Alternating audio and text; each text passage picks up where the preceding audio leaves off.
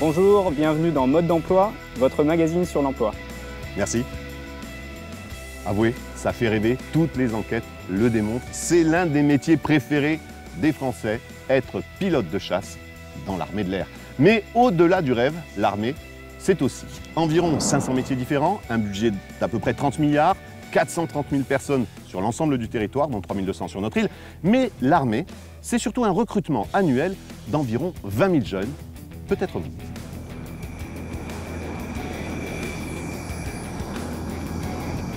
Un numéro spécial de Mode d'emploi puisque l'armée se divise en 3 corps. C'est successivement 3 invités que nous aurons. Et vu le décor, vous l'aurez compris, c'est avec l'armée de l'air que nous commençons. Il nous reçoit sur sa base, celle que nous appelons nous communément la base de Solenzar. Colonel Stéphane Groen, bonjour, merci de nous recevoir.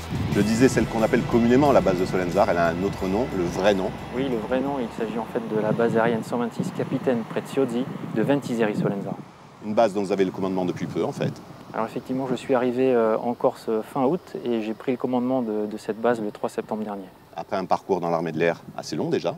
Je suis effectivement rentré dans l'armée de l'air il y a 24 ans. Diplômé en 1992, j'ai ensuite suivi un parcours de pilote de combat. Ma carrière a été essentiellement opérationnelle, en unité comme en état-major, avec un fort marquant international, puisque j'ai servi au Royaume-Uni, aux Émirats arabes unis et traité de dossiers touchant l'OTAN et l'Union européenne. La base de Solenzar, la base de Ventiseri Solenzar, en quelques chiffres. Alors, la base aérienne, c'est aujourd'hui 1000 personnes, dont 360 militaires techniciens de l'air recrutés localement et 90 personnels civils originaires de l'île de Beauté. C'est assez important. Du point de vue économique, c'est 30 millions d'euros injectés dans l'économie locale, 5 millions directement par la base et 25 millions par la consommation des familles. On parle recrutement. En gros, c'est 20 000 jeunes qui seront recrutés sur l'année, les 3 corps d'armée confondus. Concernant l'armée de l'air, c'est 10%. L'armée de l'air pour 2013, le plan de recrutement, c'est 1800 personnels répartis de la façon suivante. Un peu plus de 100 officiers, environ 1100 sous-officiers, dont 42 ont été recrutés localement. Et puis du point de vue hommes du rang, militaires du rang, techniciens de l'air, il s'agit d'un peu moins de 700, dont 20 pour la base aérienne 126. C'est important. L'armée se professionnalise, elle se féminise, l'armée de l'air particulièrement. Oui, l'armée de l'air, le taux national de féminisation est d'environ 20%. Nous sommes au-dessus, nous avons environ 25% de personnel féminin sur la base aérienne.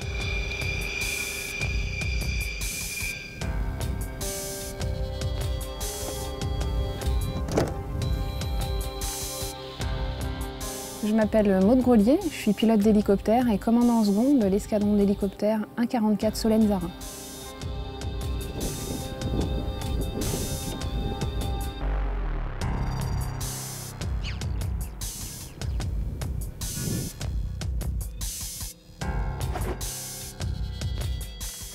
Nos hélicoptères sont capables d'effectuer un grand nombre de missions, très variées, et les équipages sont particulièrement entraînés à effectuer des recherches et sauvetages au profit de civils et de militaires. Nous sommes également régulièrement sollicités pour un certain nombre de missions de service public. Pour devenir pilote d'hélicoptère, il me fallait obtenir mon baccalauréat scientifique. J'aurais pu m'arrêter là, mais j'ai choisi de continuer mes études via des classes préparatoires scientifiques pour présenter le concours de l'école de l'air, école qui m'a permis ensuite d'avoir une formation aéronautique, théorique et pratique, jusqu'à l'obtention de mon brevet de pilote d'hélicoptère. Bonjour, commandant. Je viens prendre la machine en compte. Oui. Alors c'est celle-là, hein? Oui. Ça c'est parfait.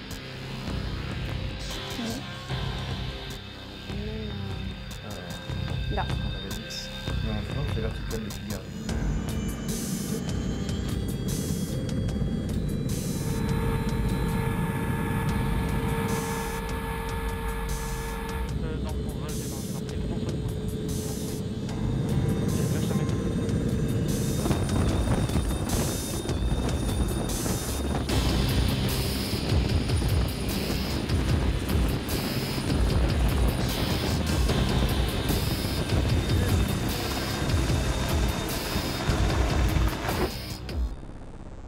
Parce que c'était vraiment un rêve d'enfant et à chaque fois que j'entendais, ne serait-ce que chez moi, que j'entendais un hélicoptère, puisque c'était assez rare d'en entendre, eh bien je sortais de la maison et je regardais et ça me faisait rêver. Et quand j'ai commencé à m'intéresser à ce que serait le métier, et en particulier le métier de pilote militaire, j'ai été très attirée par les missions qui m'ont été présentées, qui m'ont été expliquées. et aussi très attirée par le travail d'équipe qui est réalisé au sein des hélicoptères. C'est vraiment une expérience humaine extraordinaire que de réaliser une mission en comptant sur tout le monde, tous les personnels, tous les membres d'équipage qui permettent de réaliser le sauvetage ensemble.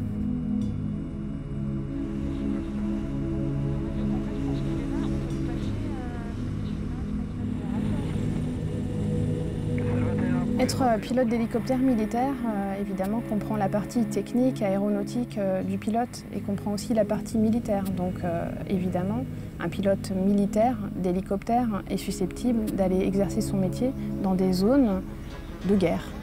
Le risque d'être exposé aux dangers de la guerre, on en prend conscience au fur et à mesure de la formation. Et la formation permet d'être conscient d'une part de ce risque et de s'en affranchir au maximum pendant le vol.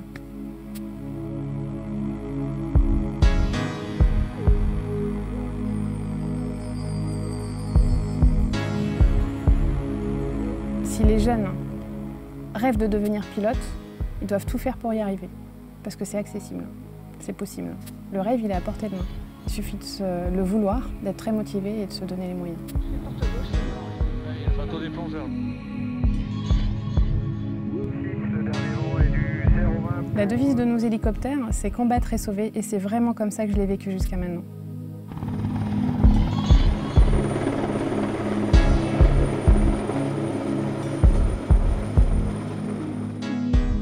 Et pour continuer de parler avec nous des métiers de l'armée, des métiers des armées, devrais-je dire, notre deuxième invité après l'armée de l'air, l'armée de terre, adjudant Camping, bonjour. Bonjour Yann. Merci de nous recevoir. Nous sommes où? Nous nous trouvons à la citadelle d'Ajaccio. Avec un point de vue exceptionnel sur tout le golfe d'Ajaccio. Même question que pour le colonel qui vous a précédé, votre mission, votre parcours. Alors je suis chef du bureau terre au CIRFA, c'est le centre d'information et de recrutement des forces armées, c'est-à-dire que je suis responsable du recrutement de l'armée de terre pour la Corse du Sud. Mon parcours, bien depuis l'âge de 18 ans, je suis au service de la nation. J'ai intégré une école de sous-officiers où j'ai fait une formation de soldat. À l'issue, j'ai pris l'artillerie pour ses matériels de haute technologie et puis des mutations dans différents régiments sur le territoire national m'ont permis après, par la suite, de faire différentes missions, notamment à l'étranger, dont la Bosnie et la Côte d'Ivoire. Pour finalement revenir sur votre terre natale, puisque vous êtes d'un petit village juste au-dessus d'Ajaccio. Oui, c'est ça. On a vu Maude tout à l'heure, elle nous a fait rêver, pilote d'hélicoptère dans l'armée de l'air, mais en tant que représentant de l'armée de terre, vous allez me dire, on n'est pas obligé, on peut aussi faire ça chez vous. Oui, avec l'aviation légère de l'armée de terre, la LAT, donc vous pouvez postuler avec un bac pour devenir officier sous contrat pilote. Donc c'est une formation initiale qui dure à peu près 14 mois et avec une spécialisation entre 12 et 24 mois. 400 métiers, je disais en début d'émission, concernant l'armée de terre. Alors c'est vrai, mais pas tout à fait. En fait... Pas tout à fait, parce que pour nous, il y a un seul métier, c'est celui de soldat, mais qui est décliné en 400 spécialités, avec aussi quelques particularités, à savoir le service de santé des armées, la délégation générale de l'armement, le service des essences des armées, et puis, ne pas les oublier, la brigade des sapeurs-pompiers de Paris. On parle des effectifs et on parle de recrutement. C'est vous le plus important des 3 corps d'armée, on va dire? Alors, l'effectif de l'armée de terre, c'est sensiblement 129 000 personnels, militaires et civils de la défense. Et en termes de recrutement, nous recrutons tous les ans 10 000 postes par an, c'est-à-dire les 2 tiers du recrutement militaire. Et tout ça, c'est au niveau national, bien entendu. C'est au niveau national, bien sûr. Concernant l'armée de terre en Corse, concrètement, c'est quoi l'armée de terre en Corse? Eh bien, concrètement, c'est d'abord la délégation militaire départementale, où nous nous trouvons ici à Ajaccio, mais aussi en Haute-Corse, à Borgo.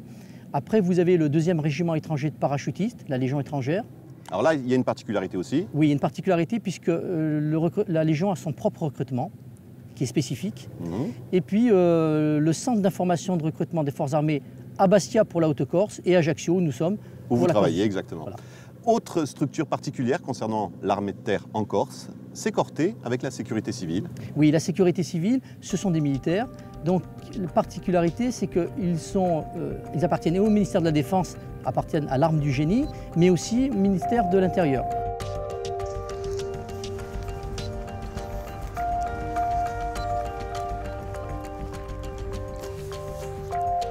Je m'appelle Ange Toussaint Gambigne, je suis sergent, chef de groupe au sein de la première compagnie de la sécurité civile numéro 5 de Corté.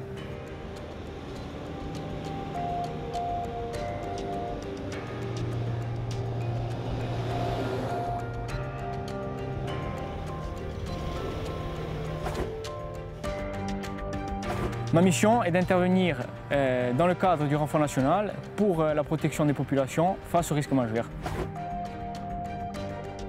Mon cursus est un cursus scolaire basique au départ, avec l'obtention d'un baccalauréat au lycée Pascal Paoli de Corté. J'ai choisi par la suite d'intégrer le corps des sapeurs-pompiers volontaires au centre d'incendie et de secours de Corté. En 2004, j'ai fait le choix de m'engager en tant que volontaire de l'armée de terre au sein de l'unité d'instruction et d'intervention de la sécurité civile numéro 5. Et en 2010, j'ai fait le choix d'intégrer le corps des sous-officiers en effectuant un passage de 3 mois à l'École nationale des sous-officiers d'active à Saint-Mexan.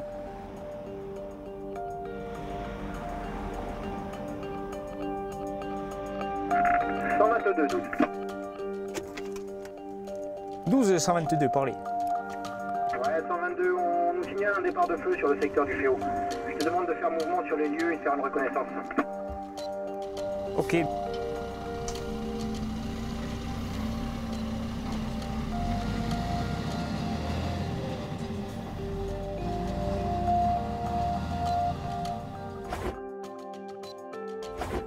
Pourquoi? Mais c'est toujours pareil, hein, je dirais au départ, c'est cette vocation suscitée dès le départ qui me pousse justement, enfin qui m'a poussé à faire ce métier-là. Et je me vois en aucun cas, malgré les difficultés, la dangerosité, tous ces éléments-là, je me vois pas faire, je me serais pas vu faire un autre métier que celui-là.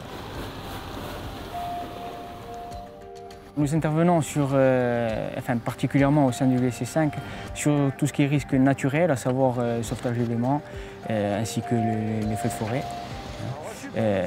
Et ensuite, il y a les autres unités, donc les unités sœurs comme Nogent-le-Rotrou et l'USC7 de Brignoles, qui eux interviennent aussi sur des risques technologiques, donc tout ce qui est radiologique et chimique.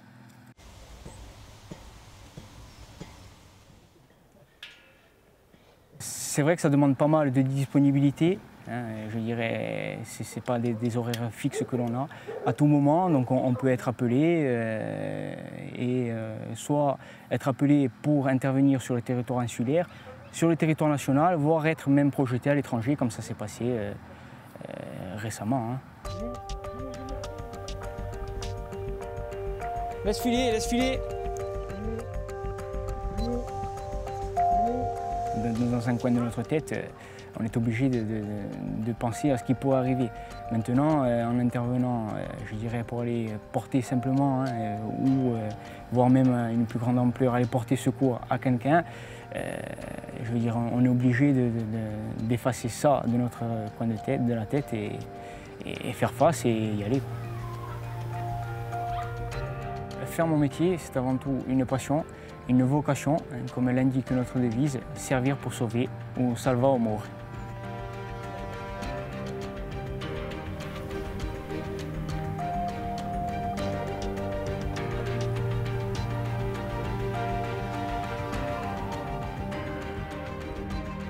Passion, vocation et le sentiment fort de faire partie d'un groupe, d'une équipe, je devrais peut-être dire d'un équipage avec mon troisième invité, un invité à double casquette, celle du CIRFA, nous en parlerons d'ici quelques instants. Pour l'instant, c'est le marin que je reçois. Premier maître Pascal Sabaté, bonjour. Bonjour Yann. Merci d'être avec nous. On est toujours sur les hauteurs de la citadelle d'Ajaccio avec une vue magnifique sur le golfe. Comme pour chaque invité, la première question, elle vous concerne, votre parcours et votre mission.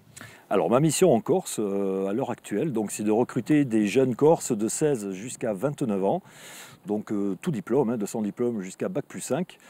Et mon parcours, CAP BEP de cuisine, donc au lycée hôtelier de Talence, donc à côté de Bordeaux. Je suis rentré donc dans la marine en 1990, donc bientôt 24 ans au mois de janvier. Donc cuisinier bien sûr, donc sur des bateaux, des bases à terre et notamment 8 ans dans les forces sous-marines, donc les SNLE, sous-marins, nucléaires, lanceurs d'engins qui sont basés à Brest. On parle de la marine au niveau national, ce n'est pas le plus gros effectif, mais ce n'est pas non plus le plus petit recruteur.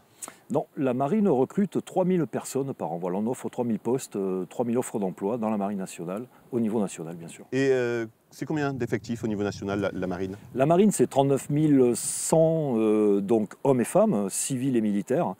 Voilà, c'est quand même un bel effectif. C'est quand même assez important. On parle des différents métiers depuis le début de l'émission concernant la marine. Il y a des métiers communs, je suppose, aux autres armées, et des métiers spécifiques par contre. Oui, on a des métiers spécifiques. Je penserai aux détecteurs anti-sous-marins, aux navigateurs timoniers, aux manœuvriers, plongeurs des mineurs, fusiliers marins commando. Et bien sûr, tous les autres métiers communs, comme le vôtre avec lequel vous avez commencé, on peut être cuisinier dans la marine aussi. Tout à fait, tous les métiers du soutien, secrétaire, cuisinier. Et toute la partie administrative. La marine en Corse, on n'en est pas très loin de ce qui représente la marine en Corse. C'est derrière nous, c'est la base. Oui. C'est la base d'Aspret ? La base d'Aspreto, c'est ça. Donc c'est une base où on trouvera donc à la tête donc, le commandant de la marine en Corse, qui fait aussi délégué militaire départemental. Bon, c'est un petit effectif, hein, là ils sont une trentaine, mais c'est aussi un CROSS, donc un centre régional des opérations de sauvegarde et de sauvetage. Et nous avons aussi donc des sémaphores, nous avons 7 sémaphores autour de l'île.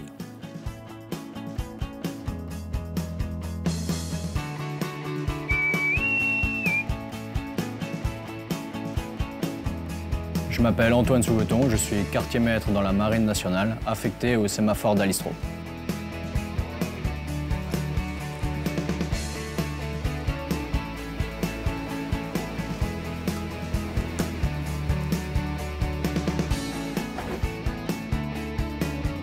Le guetteur sémaphorique a 2 missions principales. Tout d'abord, une mission militaire qui consiste en la surveillance des approches maritimes et une mission de service public qui consiste en la sauvegarde de la vie humaine en mer.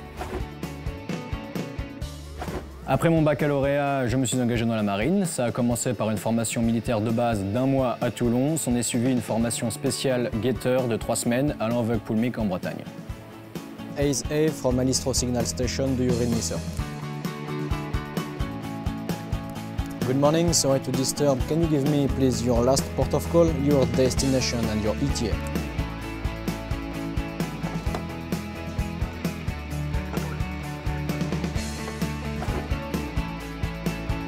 Pour l'expérience que ça peut m'apporter et pour l'envie de découverte, tout simplement. La marine, c'est toujours ça, un peu voyager. Donc moi, je voulais absolument découvrir ça. Être guetteur, ça demande beaucoup d'attention. Il faut être vraiment attentif à 100% pendant tout son quart et il faut beaucoup d'assiduité. Il faut savoir aussi se remettre en question parce que les procédures et les techniques de travail changent régulièrement. Donc il faut se tenir à jour de tout ça. Il faut vraiment faire l'effort de recherche et travailler dans ce sens-là, toujours se perfectionner. Ce qui est agréable, c'est vraiment la polyvalence du métier. On appelle les bateaux, on remplit des fiches forcément au profit de nos supérieurs, on fait de la météo, on fait des observations en tout genre, on surveille le plan d'eau, on surveille les incendies aussi en cas de besoin, donc c'est vraiment complet. Okay, sir. Do you have dangerous cargo on board? Copy, thank you for your collaboration. Good watch and good trip to La Spezia, sir. Go back 1-6, bye bye. Alistro, pour moi en tout cas, c'est le meilleur sémaphore. Déjà parce qu'il est un peu particulier, il est loin de la mer, donc on est vraiment atypique de ce point de vue-là. Et puis on est une toute petite équipe, seulement 10 personnes au poste, donc et puis la chance qu'on a, c'est que tout le monde s'entend bien, donc la cohésion est vraiment d'enfer ici. Ça fait 3 ans que je suis guetteur aujourd'hui et franchement, je ne regrette pas mon choix. Moi qui voulais embarquer à la base, je suis vraiment très satisfait d'être guetteur. Guetteur sémaphorique, un métier vraiment particulier à la Marine nationale. Ils sont combien concrètement? Il y a combien de sémaphores et quel effectif ça représente? Alors sur la Corse, il y a 7 sémaphores. Ils sont, allez, on va dire une petite centaine. Je pense que c'est une petite centaine avec le centre régional, donc opération de surveillance et de sauvetage. On va parler de votre deuxième casquette, si vous voulez bien, le responsable au CIRFA. Alors le CIRFA, c'est le centre d'information de recrutement des forces armées. Mais alors concrètement, c'est quoi vos fonctions, vos missions, vos actions? Nos actions, c'est aller donc recevoir des jeunes donc de 16 à 29 ans qui sont intéressés par des carrières donc, des armées. C'est aller aussi participer à des forums pour l'emploi. On va dans les collèges, les lycées. Nous avons des partenariats aussi avec donc, des missions locales, le Pôle emploi et le CIO. Si un jeune a envie de se lancer dans cette aventure, si vous n'êtes pas allé le rencontrer, il peut aussi venir directement vous voir au CIRFA? Tout à fait. Il vient nous voir. Et puis, première question, enfin voilà, on est là pour lui amener des informations, lui donner de la documentation et nous l'accompagnons dans son projet professionnel.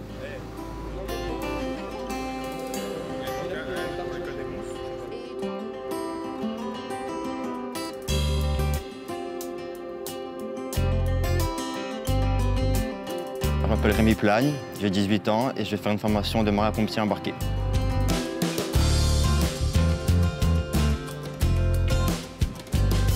Je m'appelle Ariana Garcia, j'ai 22 ans et je m'inscris en météorologie dans la marine.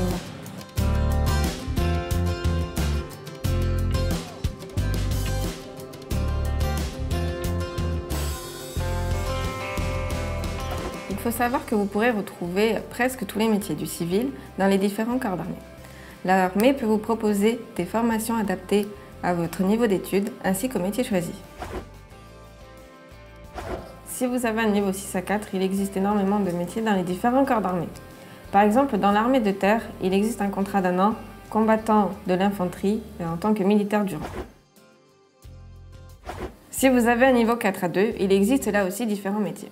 Dans l'armée de l'air, avec un bac, vous pouvez devenir contrôleur aérien.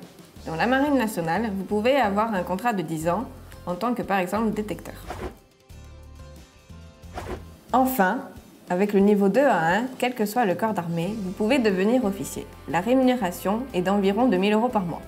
À noter que lorsque les candidats sont retenus, ils font l'objet d'une mise en route dans les locaux du CIRFA.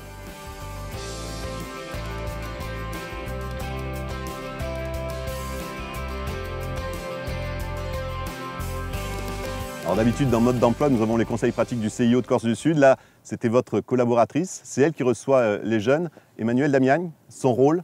Son rôle, secrétaire d'accueil, c'est la première tête qu'on voit quand on rentre au CIRFA. Elle a parlé de quelques métiers. N'oublions pas, les armées, c'est près de 500 métiers différents. On parle d'argent. Elle en a parlé un peu. Est-ce qu'on est bien payé? Écoutez, je pense qu'un jeune qui rentre sans diplôme, qui peut rentrer à 17 ans et qui touche 1 150 € net par mois, nourri, logé, habillé, blanchi, c'est pas trop mal. C'est un bon début? C'est un bon début, je pense, pour commencer dans la vie. Ouais. Et puis surtout, l'armée, c'est des possibilités de carrière. Oui. On peut évoluer? Alors, on ne peut qu'évoluer. Voilà. On va dire qu'il y a des gens qui stagnent, mais bon, en général, les gens ne peuvent qu'évoluer. On peut finir, en partant de la base, on peut finir à... On peut très bien rentrer matelot, c'est-à-dire soldat, voilà, et puis on peut très bien finir carrément au dernier grade des sous-officiers, voire même caresser une carrière d'officier. On parle de carrière, une fois qu'elle se termine, c'est pas fini. On peut parler de reconversion dans l'armée. C'est ça. Donc il faut savoir que vous avez des gens, donc des civils et des militaires de la défense qui travaillent que pour ça. On appelle ça défense mobilité. Ce sont des gens qui sont là donc pour insuffler une seconde carrière et puis je veux dire aider ces civils et ces militaires qui vont partir pour une deuxième carrière à monter un projet. Allez, on va tordre le cou à certaines légendes. Je peux travailler 10 ans dans l'armée et prendre ma retraite? Oui. Non, ça c'est plus d'actualité maintenant, il en faut beaucoup plus, il faut persévérer quand même. Moi je vais travailler dans l'armée, mais de toute façon je ne quitterai pas mon île.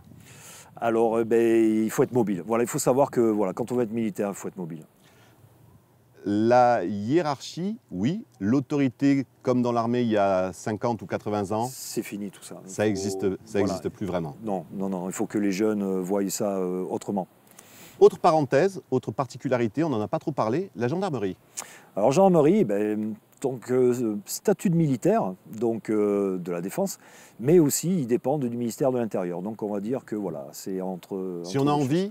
Alors si on a envie, Centre d'information de recrutement, le CIR qu'on appelle, de mémoire sur Ajaccio, caserne Battesti, donc un centre sinon, dans chaque région, il y a tout à fait. On peut très bien aller voir donc, la gendarmerie de son village, ils ont toute la documentation adéquate.